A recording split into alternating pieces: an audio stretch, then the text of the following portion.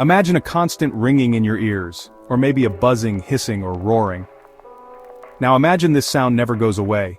This is tinnitus, and it affects millions. It's incredibly common, impacting about 15% of people worldwide. Tinnitus isn't a disease itself, it's a symptom, often linked to hearing loss. But it can have a huge impact on your life. Tinnitus can make it hard to concentrate, it can affect your sleep, and it can definitely take a toll on your mental health. People with tinnitus often experience anxiety and depression. The constant noise can be incredibly isolating and frustrating. It's like a never-ending soundtrack you can't turn off. Currently, there's no cure for tinnitus, but that doesn't mean there's no hope.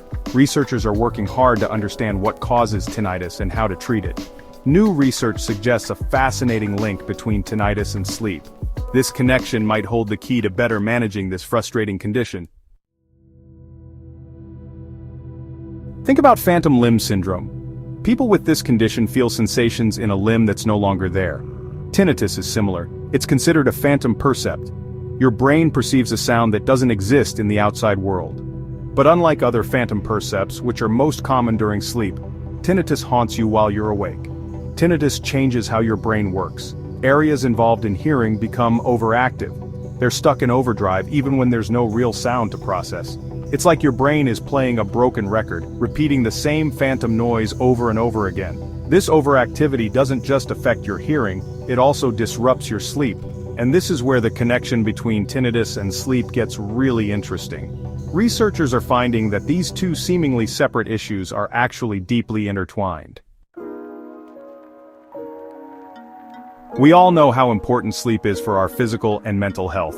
But for people with tinnitus, getting a good night's sleep can feel impossible. The constant ringing or buzzing makes it hard to fall asleep and stay asleep. Tinnitus sufferers often experience more nightmares and wake up feeling exhausted. This lack of sleep further exacerbates tinnitus. It's a vicious cycle. You can't sleep because of the ringing, and the lack of sleep makes the ringing worse. But there's another layer to this complex relationship. It involves a specific type of sleep, slow-wave sleep. Slow-wave sleep is the deepest stage of sleep. It's essential for rest and rejuvenation. It's also the stage where our brains process memories and clear out toxins. Studies show that people with tinnitus have less slow-wave sleep. This could explain why they often feel tired and have trouble concentrating. So, what can be done? Understanding the link between sleep and tinnitus opens up exciting new possibilities for treatment. Researchers are exploring ways to manipulate sleep patterns to reduce tinnitus.